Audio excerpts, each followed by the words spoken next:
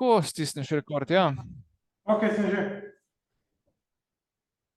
Čakaj, ali pa si kar tako lahko da. Dobro, no, danes vam bom jaz razložil, kar sem uspel izbrskati, kako se je treba prehranjevati, da dolgo živimo, oziroma da čim kasneje umremo. In zdaj, glede na to, da se sestanek dogaja na Filozofski fakulteti, bomo začeli s Sokratom. Sokrat je ugotovil, da precej malo ve, in je menil, da je sicer zaradi tega še zmeraj bolj kul od onih, ki mislijo, da vejo, pa v resnici ravno tako ne vejo. In to, da bolj malo vemo, je tudi problem pri raziskavah prehrane. Zdaj, pri opazovalnih študijah, kakršne prevladujejo, je problem to, da je težko določiti, kaj je posledica prehrane. Ker te študije so narejene tako, da si raziskovalci izberejo neko množico ljudi, jih izprašajo, kako se prehranjujejo, in potem jim sledijo desetletje, 2, 3, in počakajo, da začnejo umirati. Samo tisti, ki prej umrejo, so mogoče sicer res umrli zato, ker so se slabo prehranjevali, ampak mogoče pa tudi zaradi česa drugega. Sicer te vplive drugih stvari skušajo izločiti, samo to nikoli ne dela najboljše. Potem imamo pa intervencijske študije. To je pa tako, da naberejo raziskovalci dve skupini ljudi. Enim dajo dieto, za katero menijo, da je koristna, drugim dajo neko običajno dieto. V skupini jih razdelijo naključno, tako da izničijo vplive raznih drugih dejavnikov in potem opazujejo, kaj se zgodi. Samo tako študijo ne morejo izvajati 20 let. Se pravi, to lahko naredijo pri kakšnih težkih bolnikih, ki jim prav veliko življenja ni več danega. Lahko pa tudi namesto smrtnosti opazujejo neke biomarkerje, ki so povezani s smrtnostjo, recimo holesterol ali kaj takega. Tako da, kakorkoli se že zadeve lotijo, ugotovitve so nekoliko negotove in kasneje bomo na parih primerih videli, kako tudi po mnogih letih raziskovanja še zmeraj ničesar ne vemo. Pol zadnji problem je pa še ta, da je tema prehrane in zdravja in dolžine življenja zelo obsežna, in glede na to, da še nismo rešili problema večnega življenja, je pač naš čas omejen, vsekakor je moj omejen in lahko jo preučim samo en toliko. No, zdaj po tem uvodu pa preidimo k stvari. Se pravi, glavna stvar pri prehrani za dolgo življenje je, da ne jemo preveč. Se pravi, to so veliko raziskovali pri raznih nižjih živalskih vrstah, ker pač ljudem je omejevati vnos kalorij težavno. Nekaj je bilo tudi tega narejenega, bom govoril o tem malo kasneje. In recimo pri kvasovkah, črvih, pri vinskih mušicah so ugotovili, da omejen vnos kalorij življenje podaljša tam za 2 do 3-krat. Če pa temu dodajo še malo genskega inženiringa ali pa kakšno kemijo, potem je pa učinek lahko še precej bolj dramatičen. In tudi pojavijo se razni koristni zdravstveni učinki, ne samo daljše življenje. Miške se največ raziskujejo in tukaj se z omejenim vnosom kalorij da življenje do kakšnih 30 do 50% povečati. Zdaj, če pa uporabiš vse, kar znaš, ga pa lahko celo podvojiš. Potem imamo pa opice in ljudi, o katerih bom govoril malo več. Tukaj se pa na žalost manj ve, pa učinki so malo manj dramatični. Kar je logično, zaradi tega, ker en razlog, zakaj se podaljša življenje, je pač to, da takrat, ko ni hrane, takrat se metabolizem upočasni in dobi žival priložnost, da kasneje, ko hrana spet je, se pa razmnožuje. Ampak pri dolgoživih vrstah to nima toliko smisla, ne. No, in kadarkoli človek prebira kakšen članek o teh stvareh, mu pokažejo tudi en takle graf. Zdaj, kaj vse so stvari v temle grafu, jaz niti ne vem. Jih bom pa izpostavil samo ene par. Se pravi, okej. Zdaj, ena stvar, ki je pri teh slikah treba vedeti, je, da ta puščica pomeni, da se nekaj pospešuje, povečuje, in ta reč s črtico na koncu, da se nekaj zavira. In CR je calorie restriction. Se pravi, ena stvar, ki jo zmanjšan vnos kalorij naredi, je, da poveča količino sirtuinov. To so neke molekule v telesu, ki imajo razne dobre učinke. In ena stvar, na katero vplivajo, je vnetje. Vnetje je pa itak eno tako zlo, ki človeka doleti na stara leta in ga je pomembno preprečevati. Pa imamo pa tle še to drugo vejo. Se pravi, to je pa inzulin, pa insulin-like growth factor, ta IGF. In pol skozi eno kaskado drugih stvari pridemo do tega mTOR-a. To je pa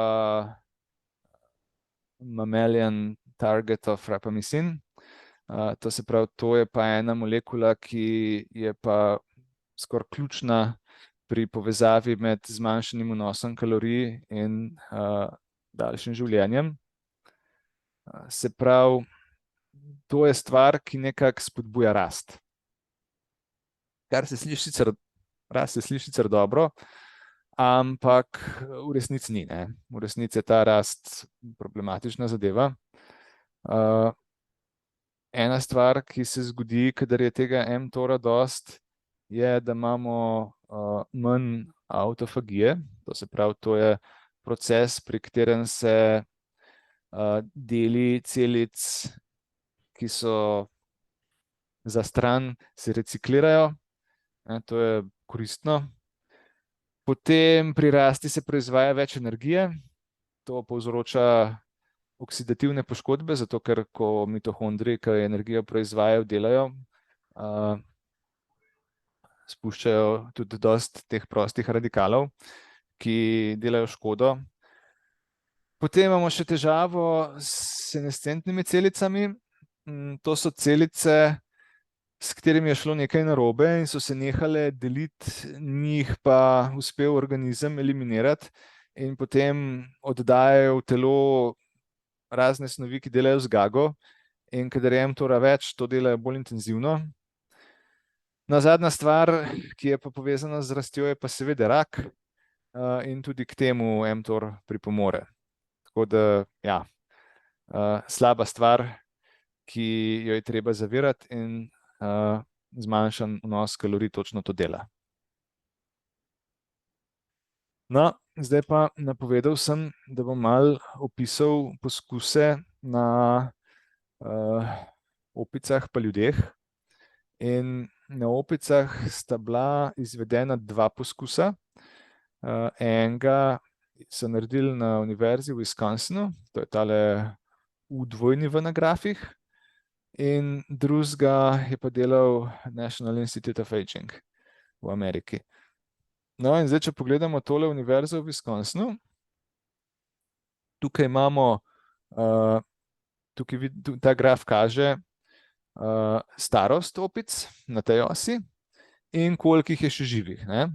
In vidimo, ko se opice starajo, oziroma ko čas teče, no, čas teče, ni prav starost, je živih vedno manj.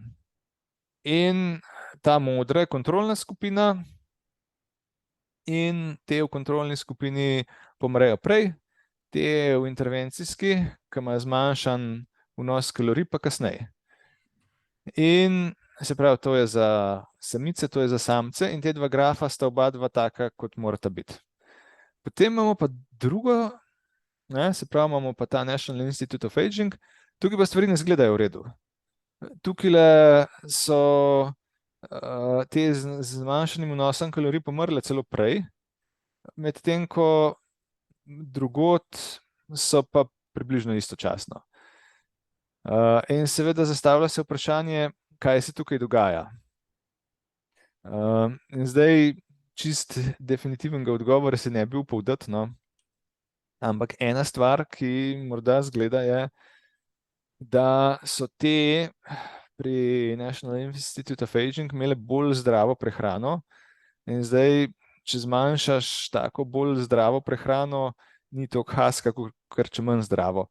Ampak ja, ne bi si čisto upal trditi, kakšna je zdrava prehrana za opice, no. In tudi v virih, ki sem jih našel, nekaj zelo jasnega na to temo ni pisalo. Druga stvar, ki je pa tudi zanimiva, pri Univerzi v Wisconsinu je bila kontrolna skupina precej težja. To pa vidimo tele grafe, se pravi tele špičke modre, ki gledajo navzgor, to so kontrolna skupina pri Univerzi v Wisconsinu in so nadpovprečno težke. Medtem ko v National Institute of Aging so pa bile vse podpovprečno težke, te rdeče intervencijske so bile sicer še malo lažje, ampak razlika ni tako dramatična. Tako da tukaj bi moj zaključek bil, da zmanjšan vnos kalorij pomaga, če ješ nezdravo in če si pretežek. Če pa ne počneš tega, pol pa ni ta haska od njega. No, pa še pogledajmo, kaj so naredili na ljudeh. Tukaj imamo pa prvo stvar, Minnesota Starvation Experiment. To je bila raziskava med vojno, kjer so Američani skušali ugotoviti, kakšni so učinki stradanja na človeka v pričakovanju, da se bodo z precejšnjo količino tega problema spopadli, ko bodo osvobodili Evropo. In ja, seveda so se tudi res. In so dali ljudem 1500 kilokalorij na dan za 5 mesecev pa pol. In ti ljudje so se počutili precej mizerno. BMI se jim je zmanjšal z tam 22 na 16 in izgledali so tako, kot vidite tamle na sliki. Se pravi, ne preveč fajn. Tako da to ni ravno priporočilo za zmanjšan vnos kalorij. Pol je pa bil še en tak malo bolj prominenten poskus, Celery. Tukaj je bil pa namen izboljšanje zdravja. In so ljudem za 2 leti zmanjšali vnos kalorij za 15%. Ciljali so na 25, ampak ker teh ljudi niso imeli ravno pod popolno kontrolo, pač niso jedli toliko malo, kot je bilo mišljeno, medtem ko oni iz Minnesote so pa bili pod kontrolo in se niso mogli sami pripravljati hrane. No, tukaj je bil pa rezultat, da so bili udeleženci zdravi in srečni. BMI se jim je z dobrih 25 na 22,6 znižal, ampak vidimo, ta 22,6 je še zmeraj več, kot so te iz Minnesote imeli na začetku. Tako da z tega pa lahko zaključimo, da ta stvar pomaga, če si sodoben zahodnjak, kar je malo podobno kot one opice. Prehranjuješ se malo nezdravo, pa majčkeno pretežek si. No, zdaj pa poglejmo še, kako ljudje to stvar pravzaprav prakticirajo, če jo prakticirajo. Se pravi, tisti izven eksperimentov. Zdaj, lahko seveda imaš pač stalno manjši vnos kalorij, recimo 25% ali pa kakšno drugo količino.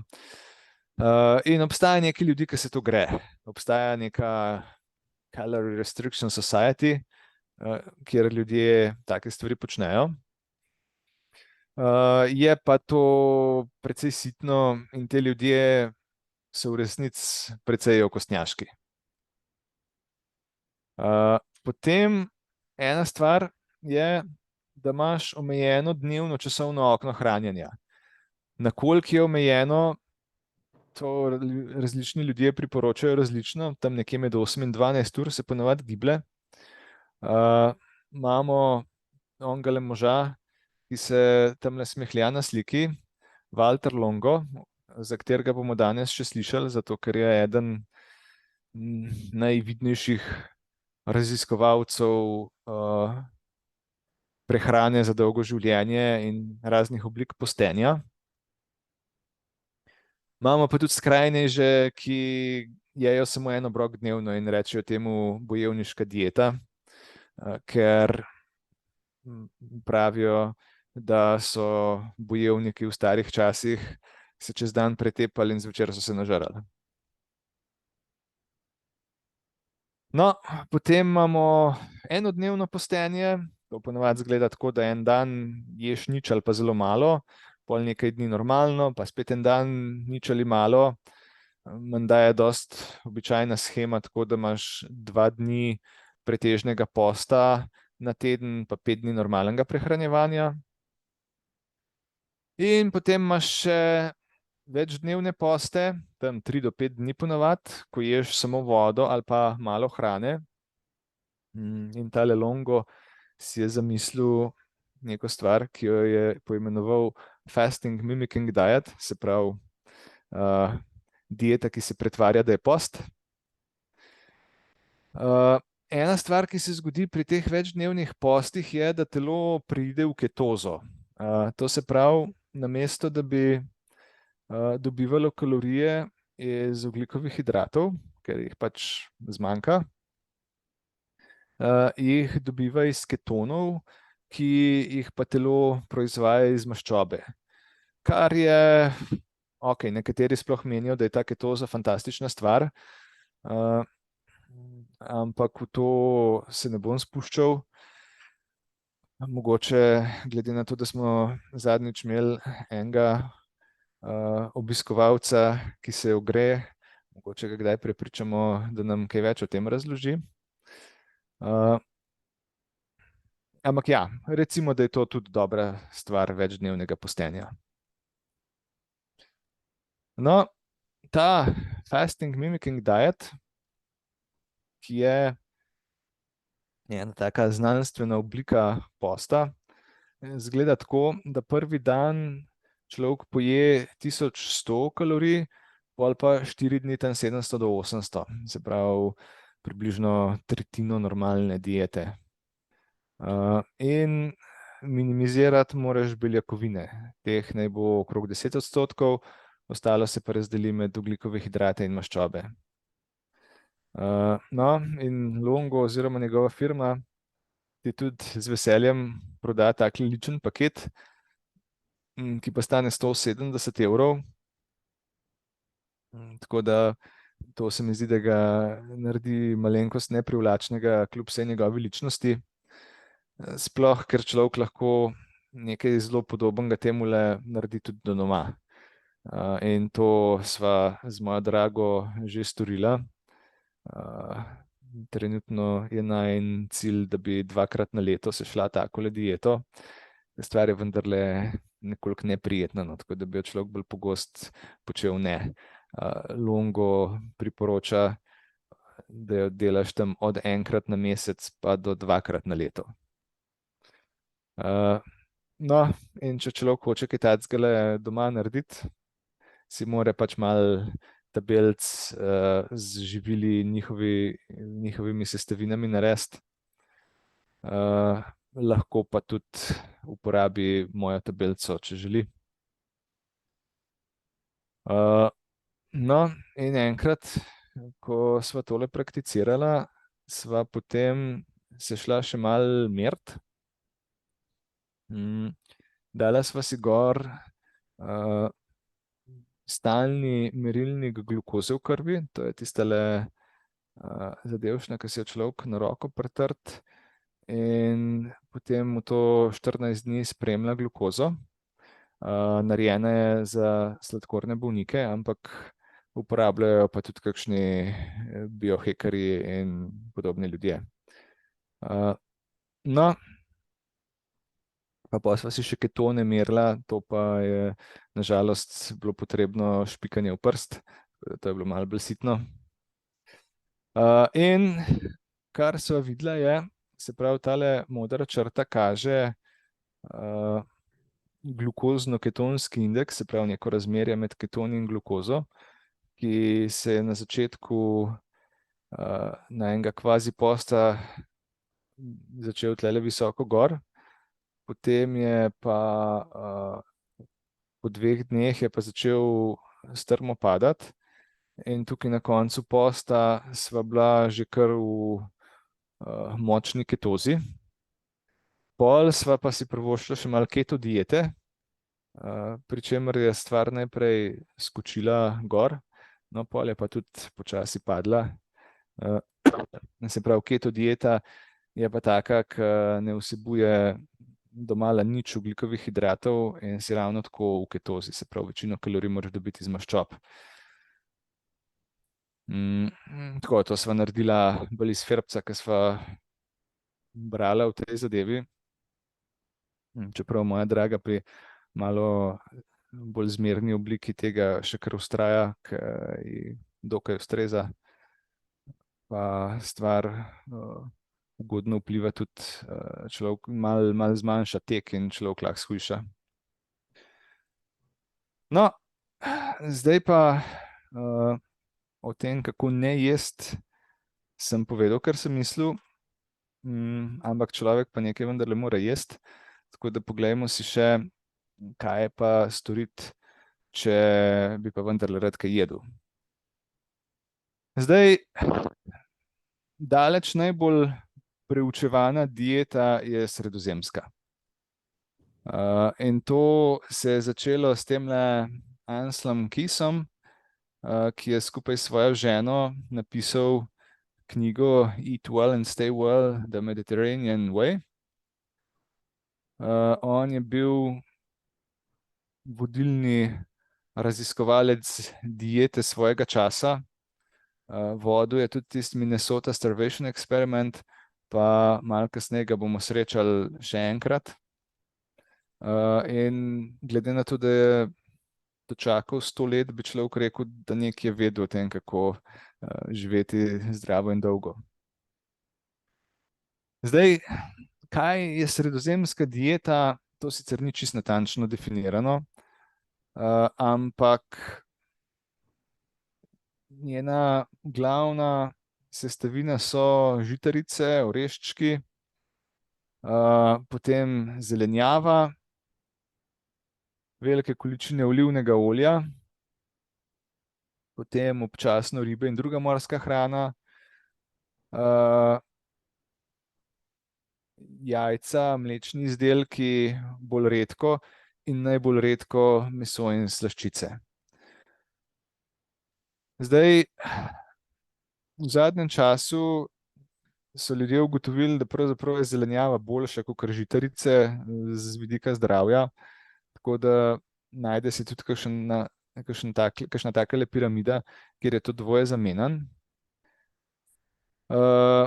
Mlečne izdelke nekateri priporočajo bolj pogosto, pa kaj s krompirjem početi ni ravno jasno.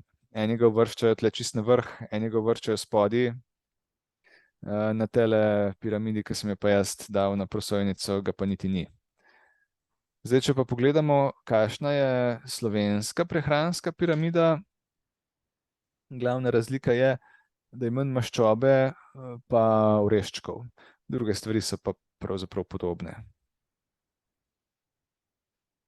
No, zdaj, kot rečeno, mediteransko dieto so veliko preučevali in ugotovili so, da zmanjša smrtnost iz raznih razlogov. Se pravi, ta navpična črta pokaže nekako normalno smrtnost in pol tisto, kar je levo, Tisto je pa sredozemska dieta zmanjšala, ne? Se pravi, bolezni srca in ožilja, diabetes, metabolni sindrom in tudi nekatere oblike raka. Kar je pa hecno, in moram priznati, da zato nisem našel dobrega pojasnila, je pa to, da skupna smrtnost pa se ne spreminja kaj dosti. Ne vem, zakaj. A je to nek čuden artefakt teh raziskav, ki so ponavadi posvečene nekim specifičnim boleznim. Zdaj, ena razlaga bi seveda lahko tudi bila, da sredozemska dieta že zmanjša smrtnost zaradi bolezni srca in ožilja, ampak poveča pa smrtnost zaradi nečesa drugega. In zaradi tega skupna smrtnost ostane enaka. Ampak nikjer nisem našel nobenih informacij, da bi se kaj takega dogajalo, oziroma da bi bila ta sredozemska dieta za kakšno stvar škodljiva. Tako da to, vsaj kar se mene tiče, ostaja skrivnost. Dopuščam pa seveda, da kakšni ljudje, ki vedo več od mene, tudi to vedo. No, pol pa, kar tudi lahko pogledamo, je modre cone. To so cone, kjer so ljudje posebej dolgo živi in neki ljudje, ki mislim, da sicer to počno tako malo iz komercialnih razlogov, prodajajo predavanja, knjige in tako naprej, so jih identificirali 5. Se pravi, Okinava na Japonskem, Ikarija, nek grški otok, Sardinija, pa je tle polotok Nikoja v Kostariki, pa Loma Linda v Kaliforniji. No, in eni ljudje so prikladno napisali članek o dieti v teh modrih conah. In iz tega članka sem si sposodil tole tabelico, pa si poglejmo, kaj nam pokaže. Se pravi, ta spodnji moder del je bolj zanimiv. Tukaj imamo, koliko ljudi zaužijejo kalorij, koliko je debelih, pa v kakšnem razmerju različna hranila uživajo. Dobro, pa pol še nekaj o alkoholu pa mineralih v vodi, kar je pa po mojem manj zanimivo. No, in zdaj v Okinavi vidimo, da imajo malo manjši vnos kalorij, čeprav presenetljivo je še zmeraj kar nekaj ljudi debelih. Ne vem, čisto kaj pomeni to, da je razpon takole velik. Jedo veliko zelenjave in sadja, ostalih stvari ne prav dosti. Kar je menda pomembno je, da namesto riža, ki je na Japonskem popularen, jejo sladki krompir, ki ima nižji glikemični indeks. Zakaj je to dobro, malo kasneje. Dobro, veliko soje, veliko alg, v katerih so lahko kakšne koristne snovi. Pol ta Ikarija ima sredozemsko dieto, neko olivno olje, ki je menda še bolj koristno kot siceršnje, pa veliko zeliščnih čajev tam pijejo, vključno s telim iz nekega zelišča, za katerega sem našel samo latinsko ime, ki naj bi imel blagodejne učinke na duševno zdravje in srečo. Kar je pa malo čuden, spet malo nepojasnjeno, je pa tole, ne. Manj kot 1500 kalorij na dan se sliši zelo malo, ampak ko članek preberemo, pa piše, da ne zaužijejo kaj manj kalorij, tako da verjetno je tole neka napaka. No, pol imamo Sardinijo. Tukaj ne jejo toliko veliko zelenjave pa sadja, pač pa zelo veliko mlečnih izdelkov, kar jim prinaša nekaj beljakovin, ki so koristna za starejše ljudi, pa menda tam jejo kisel kruh, ki ima spet nižji glikemičen indeks. In nazadnje imamo še Nikojo, kjer imajo sadja pa zelenjave spet dosti, imajo pa tudi dosti mesa, precej več kot v ostalih teh modrih conah, kar mogoče spet korist zaradi teh beljakovin, ki so dobre na stara leta. Pa hrana ima spet dokaj nizek glikemičen indeks. Ampak tako, če skušamo neke splošne zaključke iz tega potegniti, jih je pa pravzaprav težko, ne. Zdaj, dobro, sadje pa zelenjava, tega povsod kar dosti nastopa, ampak spet toliko izrazito ni, ne. Meso ga je večinoma bolj malo, ampak spet v nikoji ga pa ni. Ne vem. Jaz imam občutek, da ljudje v teh modrih conah ne živijo dolgo, predvsem zaradi diete, čeprav tisti ljudje, za katere sem rekel, da modre cone malo komercialno izkoriščajo, skušajo prav njihovo dieto prodajati. No, pa za konec pogledamo pa še ta zadnjo od modrih con, ki je pa v tistem članku ni bilo. To so pa neka verska ločina, adventisti 7. dne, ki iz verskih razlogov ne kadijo, ne pijejo alkohola in načeloma naj tudi ne bi jedli mesa, čeprav bomo to videli, da čisto ne drži. In zato, ker so relativno homogeni, so zelo prikladni za preučevanje in ljudje so jih dosti raziskovali zaradi tega vegetarijanstva. No? In tukaj imamo eno takole tabelico, ki kaže različne variante vegetarijanstva. Se pravi, imamo vegane, imamo lakto-ovo vegetarijance, se pravi, take običajne, recimo temu, pesko, tiste, ki jedo tudi ribe. Imamo semi-vegetarijance, to se pravi tisti, ki v resnici niso vegetarijanci, ampak zelo malo mesa jedo, pa ne vegetarijanci. No, tukaj imamo pa smrtnost in vidimo, da te pesko-vegetarijanci jim gre najboljš, sledijo vegani, pa pol lakto-ovo vegetarijanci, te semi-vegetarijanci pa ne vegetarijanci se pa ne odrežejo tako dobro. Zdaj, članek ne naredi primerjave po statistični pomembnosti med vsemi temi skupinami, ampak tako čez palec bi rekel, da razlike med temi niso statistično pomembne, so pa verjetno statistično pomembno boljši od teh. Tako da tole kaže na to, da je neka oblika vegetarijanstva dobra stvar za dolgoživost. In tudi, če človek pogleda kakšne druge članke, to v glavnem potrjujejo, čeprav spet pa ne vsi. No, potem se pa vrnimo še malo k našemu lonku. Poleg tega, da mož propagira postenje, si je zamislil tudi dieto za dolgoživost. In je zrisal eno tako slikco podobno tisti na začetku. Tukaj imamo njegovo dieto za dolgoživost, o kateri bom povedal še več, tako da ni se treba zdaj s tem ukvarjati. Vsebuje malo živalskih maščob, malo sladkorja oziroma drugih ogljikovih hidratov z visokim glikemičnim indeksom in malo živalskih beljakovin.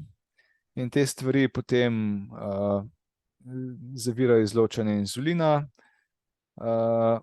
zavirajo izločanje rastnega hormona, pa tega IGF-ja. To ugodno vpliva na mTOR. In potem spodaj imamo vse tiste druge stvari, o katerih smo že govorili, razne metabolne težave, vnetje, oksidativne poškodbe. Tako da ta njegova dieta za dolgoživost v bistvu cilja na podobne učinke, kakršne dosegaš tudi z manjšim vnosom kalorij. No, zdaj si pa poglejmo njene komponente še vsako posebej. Se pravi, beljakovine. Tukaj imamo en spet zelo prikladen članek, v katerem je nekdo zbral sistematične preglede literature o učinku različnih vrst hrane na smrtnost. In tukaj imamo recimo ribe, meso, jajca in tukaj vidimo, kako ta stvar vpliva na smrtnost. Se pravi, puščica dol pomeni, da zmanjša tveganje za smrt, 2 puščici, da zelo zmanjša, puščice gor pa pomeni, da se tveganje poveča, to je pa slaba stvar. In ta vodoravna, da ni nekega znatnega učinka. In zdaj tukaj vidimo, da vse vsi pregledi literature so pokazali, da ribe zmanjšujejo smrtnost. Meso povečuje, ampak je pa tukaj stvar zanimiva, ne. Tole predelano meso je še posebej zlobno in ima najbolj nesporno slab učinek.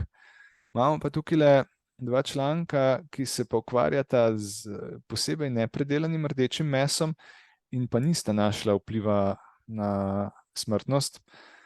Tako da to je zdaj vprašanje, ne, ker večina teh člankov se pa ukvarja z vsem mesom. Se pravi, a je to zdaj zato, ker je neobdelano meso ok, predelano meso je slabo in pol, ko vzameš vse skupaj, je še zmeraj slabo, ali je pa mogoče vendarle tudi to nepredelano meso malo slabo, ampak pač ne toliko zlo in se v teh dveh raziskavah ne pokaže kot tako. Če pogledamo, kaj pravijo o beljakovinah Longo, se pravi, on priporoča 10 do 15% pretežno rastlinskih, stročnice in oreški, brazilski orehi nepriporočljivi, zato ker vsebujejo metionin in to je ena aminokislina, ki je v mesu sicer dosti in ki še prav posebej počne slabe stvari. Potem ribe 2 do 3-krat tedensko, pa povečati beljakovine nad 65 letom, ker pri tej starosti imamo problem z ohranjanjem mišične mase, tudi presnova beljakovin je malo slabša in jih je treba več pojesti zaradi tega, ker je pač, tudi če imajo malo slabega učinka na dolgoživost, je pa le bolj pomembno, da mišično maso ohranjamo, da ne postanemo vsi slabotni, ker to je en takih precej resnih problemov starejših ljudi. Dobro, pol naslednja stvar so ogljikovi hidrati in tukaj je pomemben koncept glikemični indeks. Se pravi, ogljikovi hidrati se predelajo v krvni sladkor, glukozo, in potem se izloči inzulin, zato da pomaga tej glukozi priti v celice, ker se lahko koristno uporabi. In če je tega insulina veliko, potem to povzroča bolezni srca in ožilja in še posebej sladkorno bolezen. Tako da insulin v krvi ni najbolj zaželena zadeva. Glikemičen indeks je pa številka, ki opiše relativen porast krvnega sladkorja v primerjavi s čisto glukozo 2 uri po zaužitju živila. Se pravi, če zaužiješ čisto glukozo, imaš po 2 urah v krvi toliko in toliko. Glukoza ima indeks 100 in druge stvari imajo pa manjši indeks. Če prenesejo pol toliko glukoze v kri kot čista glukoza zaužita, potem je glikemičen indeks 50.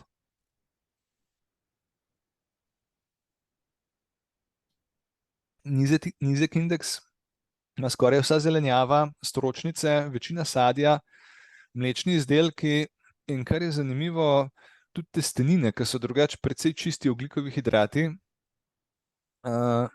če so kuhane al dente.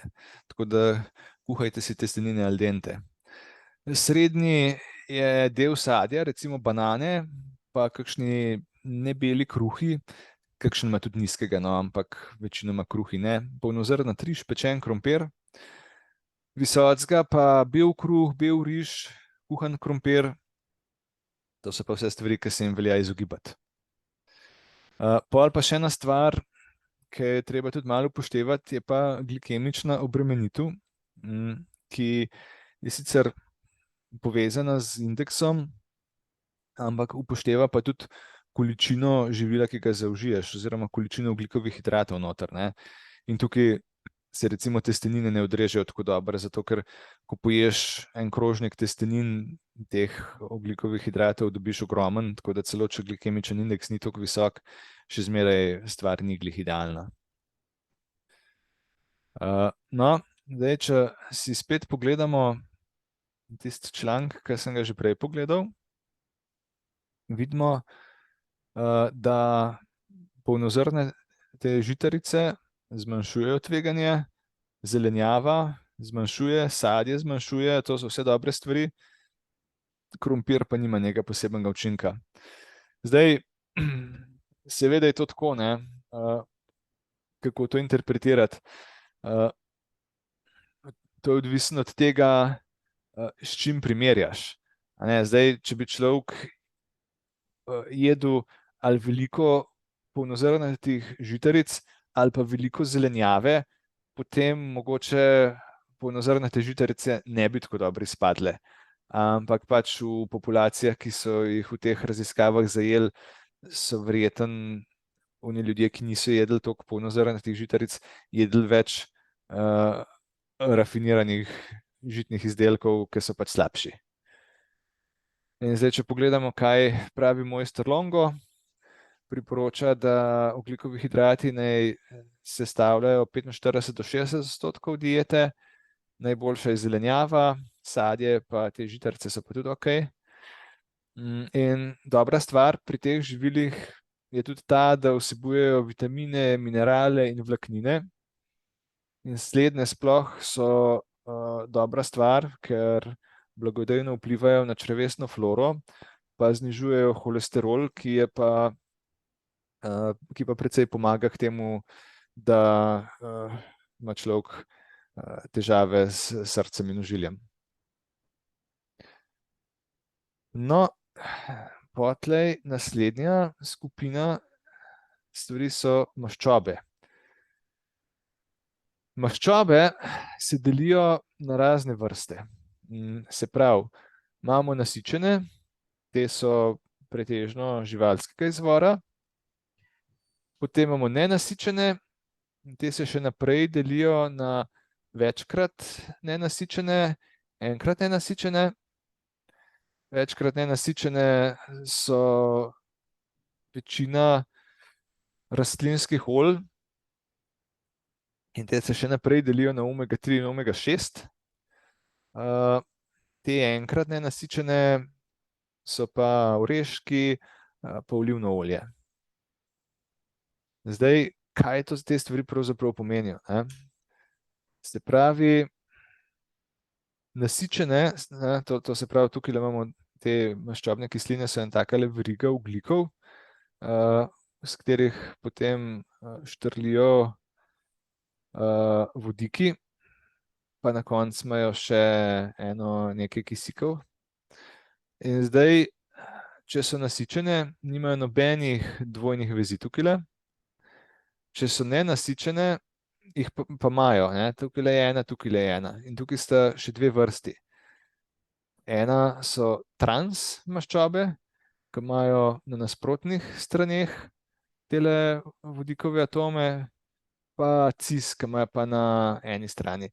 In ponavadi, kadar rečemo, kadar govorimo o nenasičenih, mislimo te. In te so ok. Medtem ko te trans so pa zlobna stvar spet. No, pa še tele omege poglejmo. Se pravi, ta omega 3 pa omega 6 nam pa pove, kje je ta dvojna vez. Se pravi, pri omega 3 dvojna vez pride 3 atome z leve, tukaj pride pa 6 atomov z leve.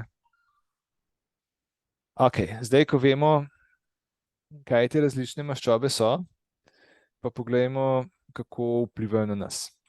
In tukaj pridemo zopet do tega Ansela Keyesa, ki je izvedel tako prelomno študijo prehrane, v bistvu prvo resno študijo prehrane, Seven Countries Study, v kateri je prišel do zaključka, da nasičene maščobe, živalske, povzročajo srčne bolezni. No, in to je imelo za posledico, da so se začele v prehrano vpeljevati transmaščobe, ki so pa v resnici še bolj škodljive, čeprav takrat tega niso vedeli, to so šele kasneje ugotovili. Pa ogljikovi hidrati, dosti njih z visokim glikemičnim indeksom. Tako da ta študija, čeprav bi rekel, da je bila čist korektna študija, je naredila kup škode.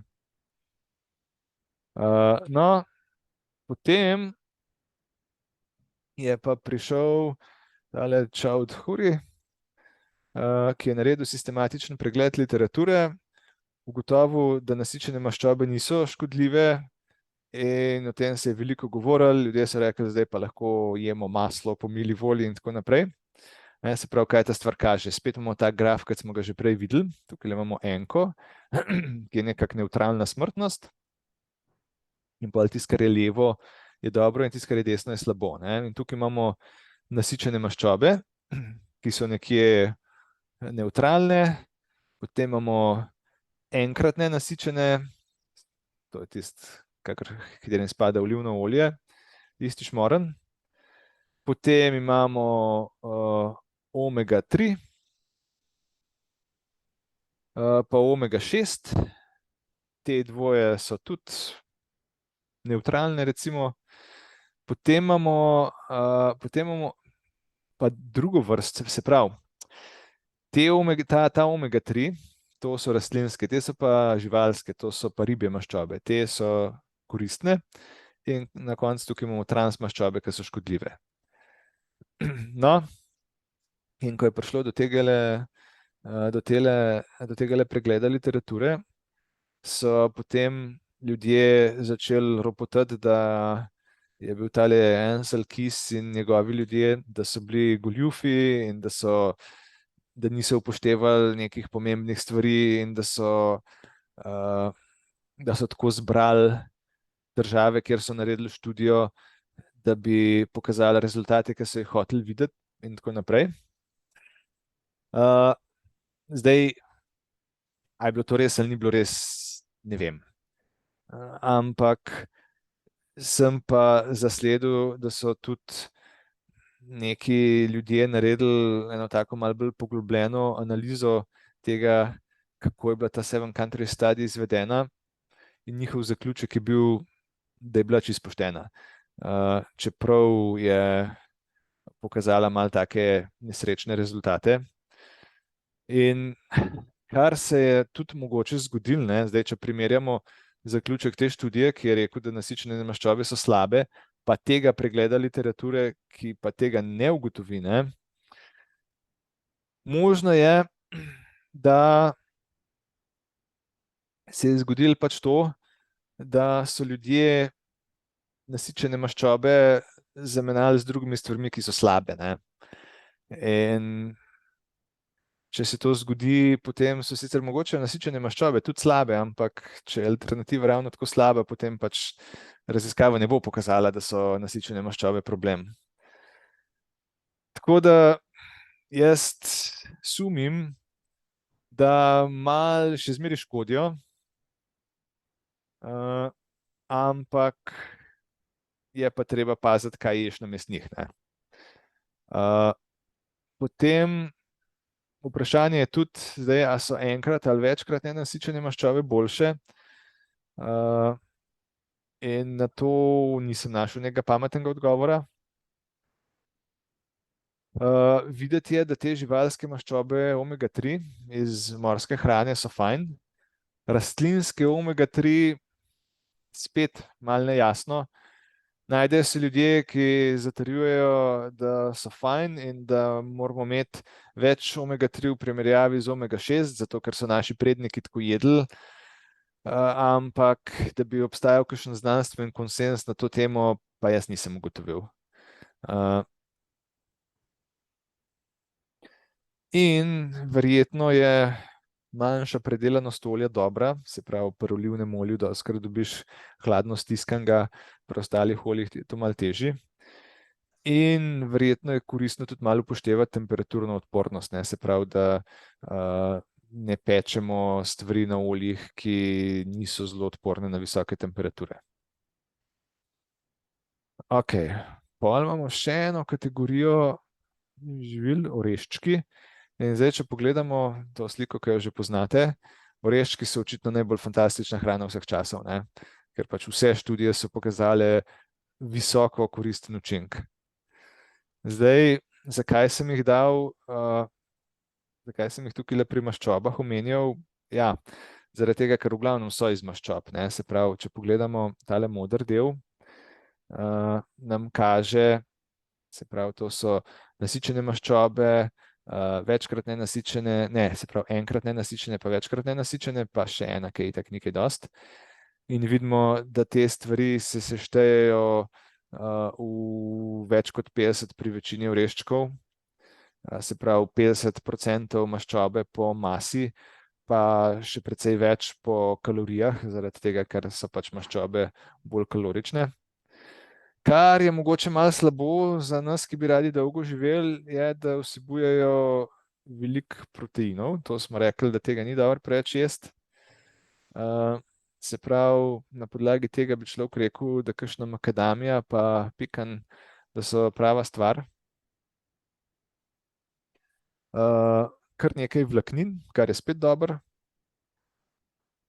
Pa še kupenih drugih koristnih stvari, ki se jim pa nisem podrobneje posvečal. Ampak ja, skratka, oreščki fajn. In zadnja skupina, ki jo imam, so pa mlečni izdelki. In zdaj, če pogledamo spet tole slikco, videti je, da kakšnega hudega vpliva na smrtnost nimajo, mleko ne. Fermentirani mlečni izdelki, se pravi jogurti pa taki, so videti nekoliko koristni. Maslo je videti nekoliko škodljivo, no, siri pa to pa spet nimajo velikega učinka. Zdaj, zdrava pamet človeku pravi, da mleko je namenjeno rasti, in da rast je problematična zaradi mTOR-a in podobnih zadev. Ampak tele raziskave tega glih ne potrjujejo. In zdaj fermentirani izdelki so pa verjetno v redu zaradi tega, ker koristno vplivajo na črevesno floro, ki je kar pomembna pri zdravju in dolgem življenju in bi si verjetno zaslužila malo bolj poglobljeno preučevanje. Ampak ja, mlečni izdelki so videti sprejemljivi. No, in zdaj smo pri koncu. Se pravi, še en zaključek, povzetek. Iz tega, kar sem prebral, bi rekel, da ogljikovi hidrati so primerni kot glaven del diete. Paziti je treba na nizek glikemičen indeks, paziti je treba, da zaužijemo veliko vlaknin. Zelenjava je verjetno najbolj v redu, sadje pa polnozrnate žitarice so pa tudi ok. Beljakovine 10 do 15%, spet jih je najbolj dobiti iz zelenjave, stročnic, pa rib, ampak tudi nepredelano belo in rdeče meso in jajca, vse te stvari najbrž niso preveč grozne. Potem maščobe iz oreščkov so najboljše, pol imamo olivno pa jaz bi rekel repično olje, zaradi tega, ker ima malo več omega-3 maščob, če izbiramo med temi enostavno dostopnimi in ne predragimi olji. Ampak tudi druge vrste maščob niso tak bav, kot se je nekaj časa verjelo. Mlečni izdelki pa bi rekel, da jih je v zmernih količinah čist sprejemljivo jesti, sploh te fermentirani so v redu. In verjetno je pomemben in način pridelave in predelave, se pravi, ne preveč predelano, ekološko pridelano, ampak to je nekaj, kar se nisem poglabljal. Pač človeku zdrava pamet pravi, da je tako, neke znanosti, ki bi to potrjevala, pa nimam pri roki. In kajpak, ne pozabiti na Sokrata, ki nas opominja, da v bistvu zelo zanesljivo pa teh stvari ne vemo. Evo, to je to. Hvala.